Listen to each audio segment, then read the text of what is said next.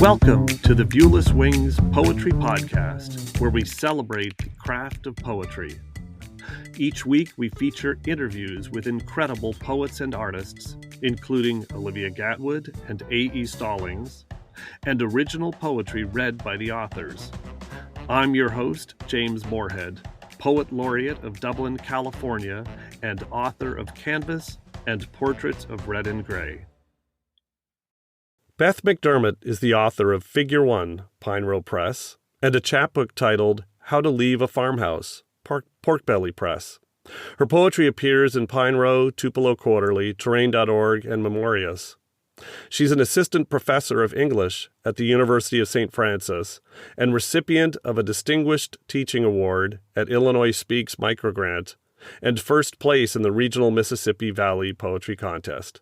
Beth, welcome to the Viewless Wings Poetry Podcast.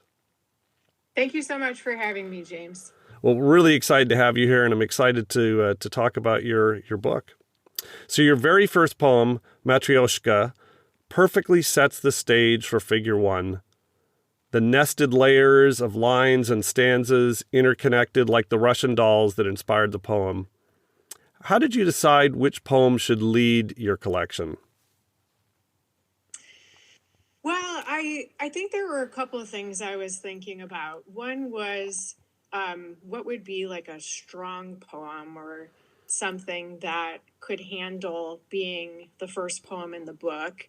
And for that, I did dialogue with some other people to try to get their opinions because poets don't always have the ability to judge what their strongest poems are. And also, I have often been thinking about the gesture of the first poem in a book and how that acts as a kind of invitation or some kind of welcome, and how I wanted that opening gesture to be. I was really interested in how the poem Matryoshka has both the ekphrastic thread that my book has, but also biology and thinking about what it means to break something down into its component parts. So for me, it served that purpose as a kind of gesture into what's this book going to be about. So the poems in this collection retain much of a blank page's silence. You displace that silence so intentionally with enjambment and indentation and other methods. What is your process for refining how your poetry appears on the page, and how do you think about the role white space plays in a poem? I am a pretty incessant reviser. I think many poets probably, I guess it depends on the poem, but some can take a really long time and go through many iterations. I guess I know I've got something to work with when I'm starting to get down to the line level and really think about the syntax in relation to the line, the strength of certain words, images, punctuation. So I do tend to revise for a long time and even wait on poems before sending them out for any kind of feedback, sometimes for years. White space, I love music. I love thinking about the importance of white space in a lot of other poets' work. I do think what is unsaid is oftentimes as important as what is said. So for me, it's definitely both sonic aspects of the poem and a visual one as well.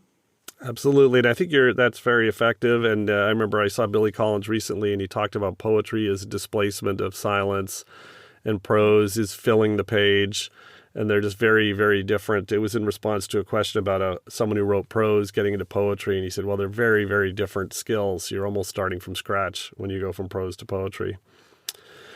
So how do you approach creating ekphrastic poems so that both the inspiring work is respected and something novel, something poetic is created? In your poem, Can You Be Present? It's a particularly effective example, including this stanza. Can you accept how fire starters, mulch makers, nest builders, and composters unraveled crepe yarn to build an ark, that, when lifted, the speckled eggs would float against the silk? Well, I really appreciate the suggestion there in your question that I try to be, I guess, respectful or ethical with the treatment of someone else's images, because I think ekphrasis, and I know you've talked a lot about ekphrasis on this podcast. I know the A.E. Stallings interview talked a little bit about it as well. Ekphrasis, it's got a long critical history of sometimes being antagonistic. And I really actually enjoyed that, because I do think the competition, so to speak, between the visual image and the words that one can come up with in order to try to capture that image is a lot of fun. But at the same time, I love painting, I love photography, and I love imagery. And so I don't like to think of myself as just merely competing with somebody else's medium. I will tell you, I try to spend a lot of time. I'll go back to the image over and over and over again until the point where it's like, what have I missed? Okay, nothing. I've looked at all of this. Why am I still here? And it's really just that over and over again. Sometimes reading beyond the image to learn a little bit about the materiality, what the artist's process was, what some of their own philosophy might be. So there's a lot of research that goes into how I approach ekphrasis. Yeah, I had the opportunity to be part of what was called the Double Take exhibit, where it was artists, visual artists teamed up with literary artists. And it was poems, for the most part, poems inspired by the artwork, but in some cases the other way around. And it was a wonderful collaboration. There was, I think, 40 of us. It turned into a book. And they complemented each other. And yeah, certainly when I love creating poetry based on images. And then I want to encourage people to go seek it out. Part of what I want to do is I want people to go Google it and look it up and investigate and learn more about that piece of art that I found so striking that, yes, you spend a lot of time absorbed into and researching. Absolutely. Mm-hmm. So I couldn't resist, related to that, I couldn't resist Googling some of the sources, the works of art and other resources to learn more. The poems in this collection stand alone and also tickle the reader's curiosity.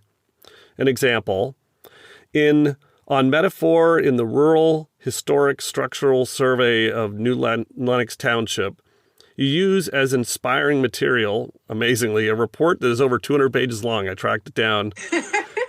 Such an unlikely source of inspiration. You write, thanks to Wyss, Jenner, Elsner, and Associates, I can spot a spindle work porch and jigsaw cut trim. Did you intentionally seek out source material through research, or in this case, just stumble on a study or stumble on art that struck you in some way, or a mix of both? That's a really great question. I think it's probably a little of both. I don't remember how I stumbled upon that Rural Historic Structural Survey, but I do know that I was really interested in seeing some of the landscape around where I had grown up change, and wondering a little bit about the processes for determining what happens with some of this land and some of the structures that are on these properties. And so I may have sought that particular report out. Why I ended up reading it is another question, but I must have found some of the language in there inspiring, and thinking about the way in which someone might make such decisions on what are likely very objective empirical grounds, but at the same time, I was imagining that there would be an emotional component to that, where one can't help but be subjective in thinking about, oh, I really, feel a certain way about this particular place, and how that is very much a part of the history of poetry about place. But yeah, I think it was probably something that I stumbled upon, but also was deliberately interested in.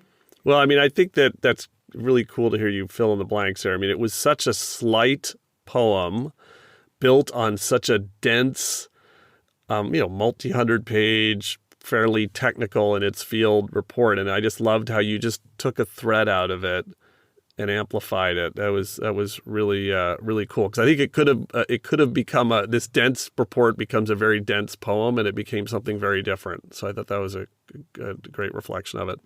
Oh, thank you. So images of ballet, dance, and the ballet of nature, of birds, insects, and flight are recurring themes through the collection.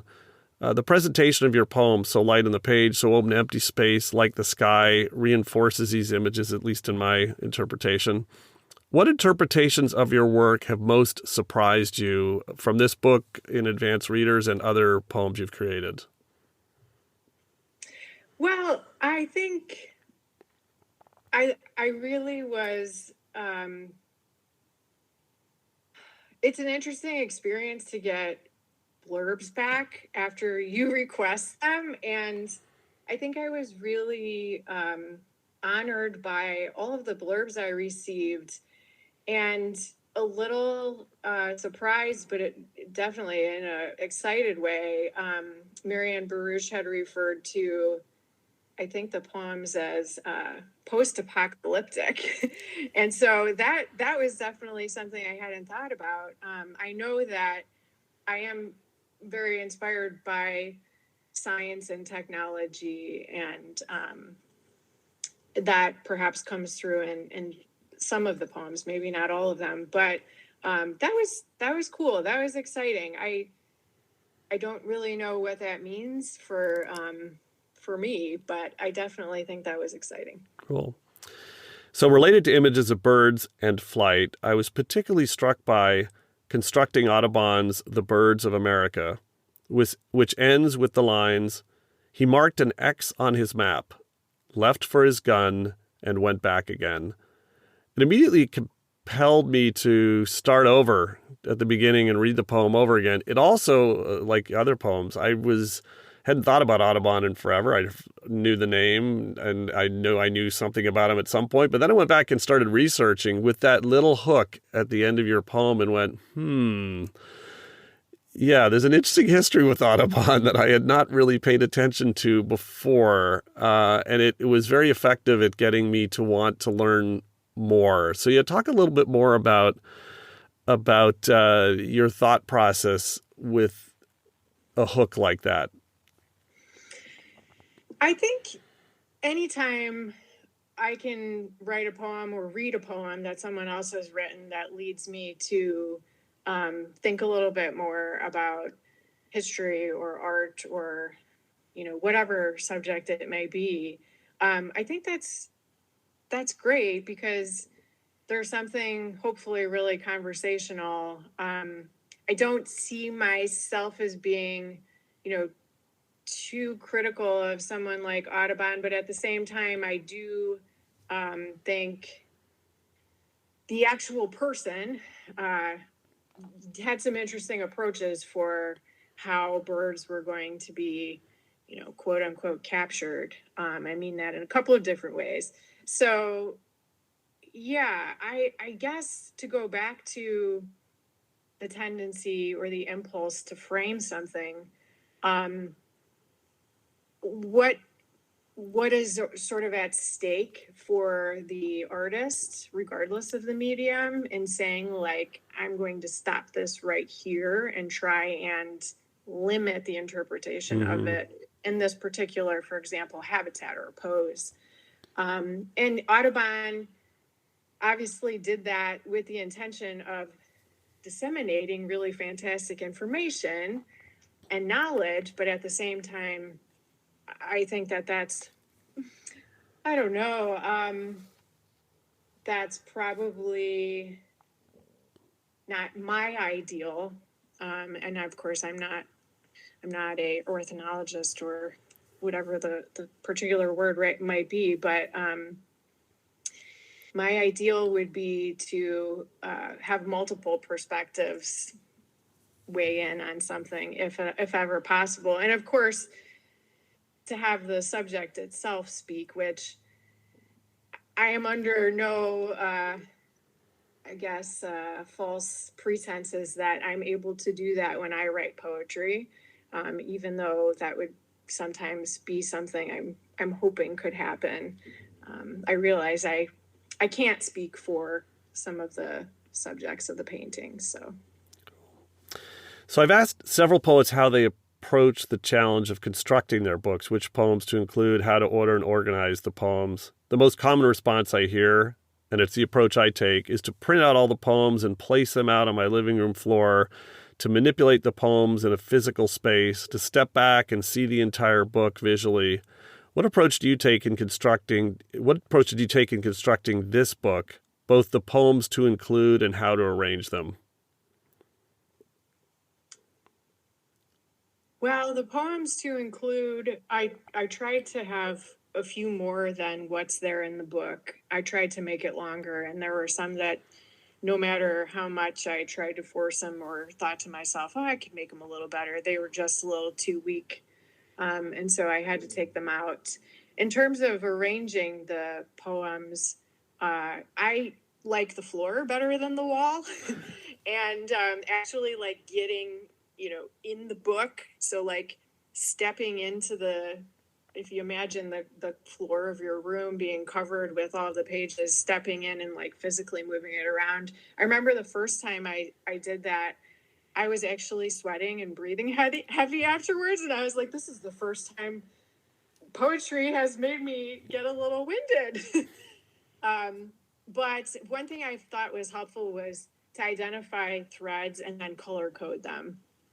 So I had like purple was the ekphrastic thread, green was sort of an ecological thread, and then I think I had orange for landscape, home type poems, and then making sure that there weren't places where there was too heavy of one color, or if there was, that there was some kind of intentionality for that. That is a great idea. I've asked this several times, and every time there's some new idea, that is a placeholder in my mind. I actually, when I've got a chapbook that I've got submitted to some contests, and the coach that I'm working with, Poetry Coach, who I interviewed in an earlier episode of the podcast,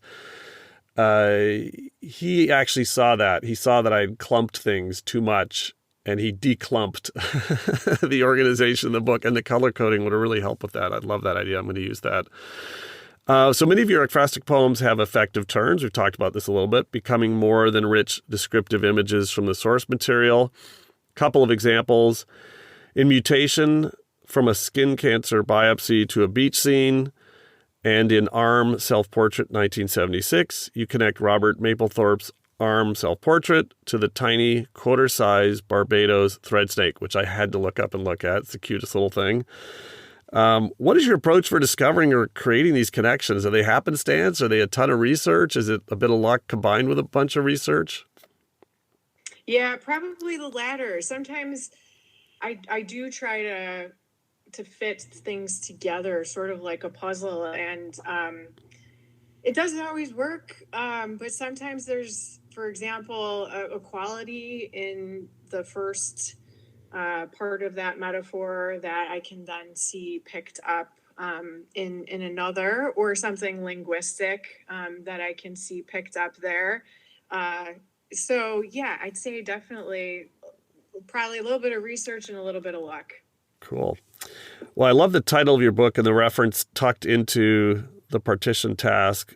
As figure 1 shows, she gives her seed without hesitation to the next available ant. In many cases, the author has little involvement in the title, cover, and interior design of their book. That is left up to the publisher. What was your journey from completed manuscript to published book? So it was pretty good, and I did have a lot of say. So my book is from Pine Row Press, and I did have a lot of say, which I realize isn't always the case, but didn't really. I had a lot of autonomy. The cover artist who I worked with, her name is Angelica, and she has her own illustration business. This was actually her very first book design. So we both really enjoyed, since it was my first book, and Angelica's first time designing a cover. We both really enjoyed this process. Yeah. Well, the book cover is, I've seen the image. I've got a printout of your book. I don't have the physical book, but the cover art is fantastic. So that's the first book cover. That's really extraordinary. Well, now I'm going to pass the mic over to you to share several poems from Figure 1. Portrait of an Artist, Pool with Two Figures. The pool paintings were about the surface of the water, the very thin film, the shimmering two-dimensionality. David Hockney. As the artist's former lover watches the swimmer with an intensity only rivaled by chromium oxide, the toe of his loafer inches towards the pool edge, bowed head sloping like the mountains that fade to lavender smoke-filled sand. Where the patio might have extended, banana leaves issue a threat. Sword tips backed by mountain peaks, two redwood dagger trees. Even the onlooker's sun-kissed coiffure shields the swimmer's horizontal body from becoming a loner ousted from the scenery. Reflection. I wanted to name your doppelganger during our post-bath nightly ritual. Polar fleece sleeper seated on the Formica counter, whose wet straw hair I arced back before it parted and fell, curtaining your eyes. You'd press the panoramic bathroom mirror as if you were the driver taking corn ears to a feeder house, the crushed stalks twisting into disappearance, the ears swept by curved blades to a spinning cage raining grain. Pentimenti. Except for the faint outline of a second ear, Caravaggio reworked nothing about the taking of Christ, using pure lead white so you're caught beneath the soldier's gilded leather glove, reflected in the highly polished metal opposite the flames made by a billowing cloak. How would you feel subjected to such scrutiny, illuminated by the chiaroscuro of multiple furrowed objects? Forget Judas gripping your shoulder like a worried brother. Oh, thanks so much for selecting those three poems. I've got a couple of questions to dig in a little deeper. So after reading Portrait of an Artist, Pool with Two Figures, and Pentimenti, I was immediately curious, like I mentioned in earlier questions, about the source material. I had slight memories of Caravaggio's painting that your poem immediately brought to mind, and when I went to look at it. And as I mentioned before, I collaborated with a photographer in an exhibit of ekphrastic poems. The poems were placed alongside the art that inspired the poems.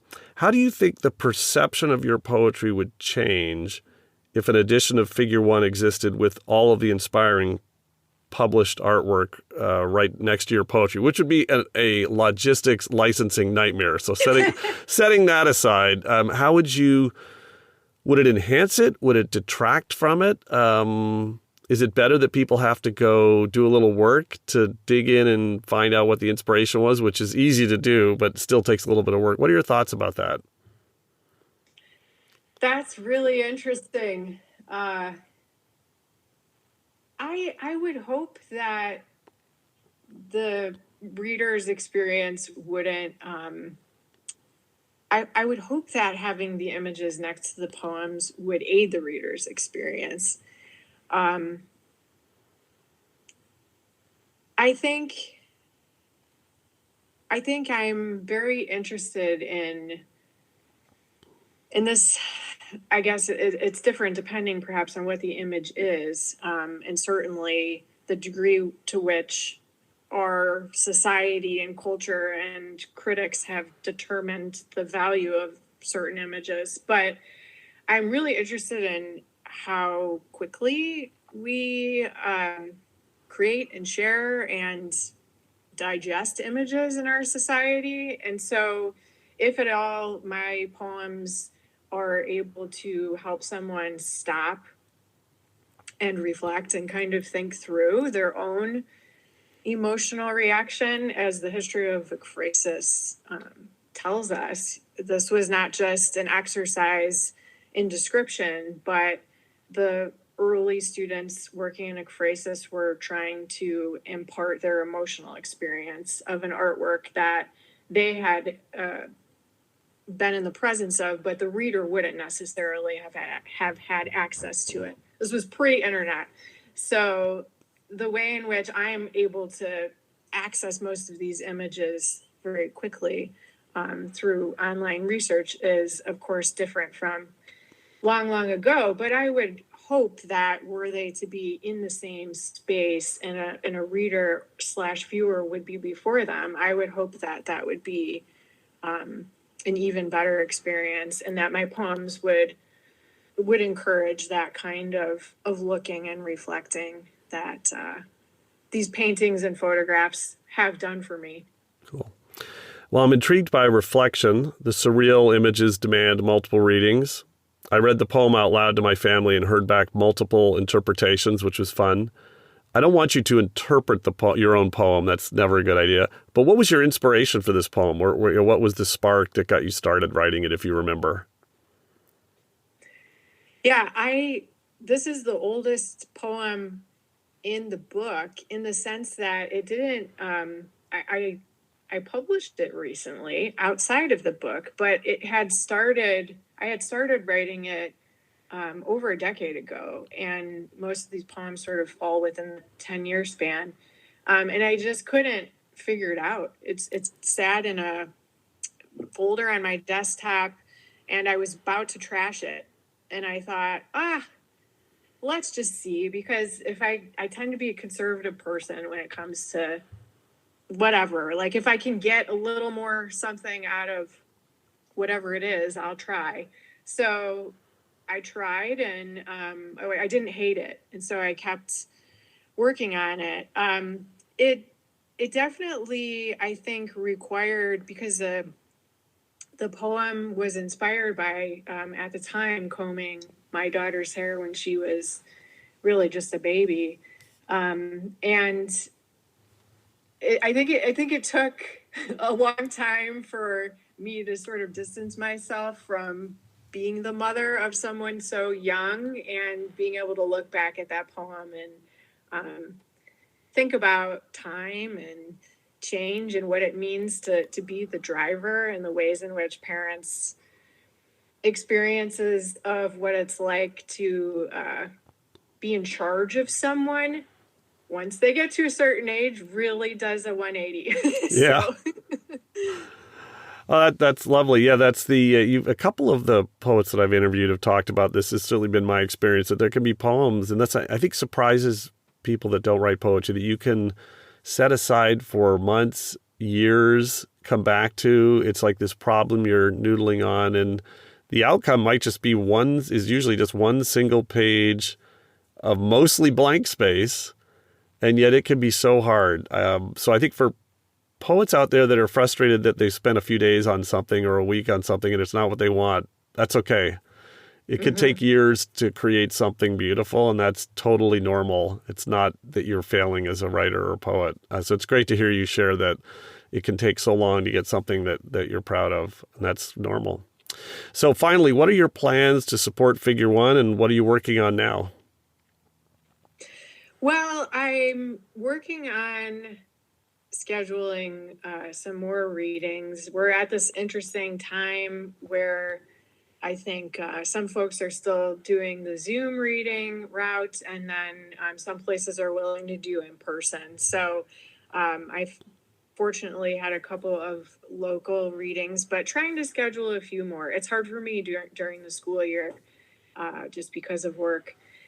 And I'm in that space where I think probably a lot of writers who have already had first books have experienced, where I'm anxious to start something new, but not quite ready to let this book go just yet. So hopefully I'll get to a point. Of course, the exciting thing would be to do something completely different, which I highly doubt will happen. I'd like to see myself suddenly put out a collection of prose poetry, but probably won't be the case, but that's all right. I'll take what I can get.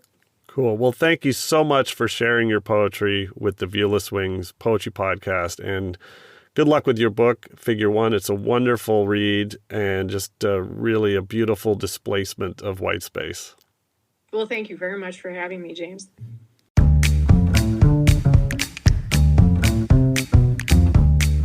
The Viewless Wings Poetry Podcast is written and produced by James Moorhead. You can follow me on Twitter at Dublin Ranch, subscribe to the Viewless Wings Poetry Podcast, and follow us on viewlesswings.com or on Instagram at viewlesswings.